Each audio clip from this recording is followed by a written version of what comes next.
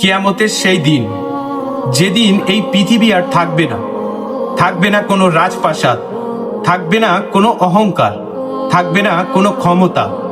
সেদিন আল্লাহ তাআলা বলবেন, কোথায় তোমাদের সেই বড় বড় নদী, কোথায় তোমাদের সেই গাছপালা, কোথায় তোমাদের সেই বিশাল জাহাজ, কোথায় তোমাদের আকাশ ছোঁয়া বিল্ডিং, কোথায় সেই বাদশারা যারা নিজেদের ক্ষমতা নিয়ে অহংকার করত, কোথায় সেই রাজারা যারা মানুষকে নিজের সামনে মাথা নত করাতো, কোথায় তাদের সন্তানেরা, কোথায় সেই শক্তিশালী পালোয়ানরা, কোথায় সেই শক্তিধর মানুষগুলো যারা নিজেদের শক্তি নিয়ে গর্ব করত, কোথায় সেই বড় বড় শ্রেণীর মানুষগুলো যারা বিলাসবহুল দালানে থাকতো আর দুর্বল অসহায় মানুষের উপর জুলুম করত।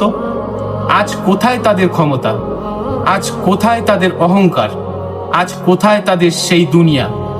সবাই চলে গেছে, সবাই দাঁড়িয়ে আছে একজন মহান বাদশার সামনে।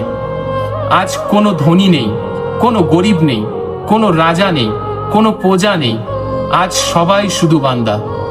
তাই দুনিয়ার ক্ষমতা নিয়ে অহংকার করো না, কারণ একদিন এই দুনিয়া ধ্বংস হয়ে যাবে, শেষ হয়ে যাবে তোমার ক্ষমতা, তোমার সম্পদ, তোমার অহংকার। আর সেদিন কেউ বাদশা থাকবে না, কেউ প্রজা থাকবে না, কেউ শক্তিশালী থাকবে না। সবাই দাঁড়াবে এক মহান বাদশারই সামনে, আল্লাহ তাআলার সামনে।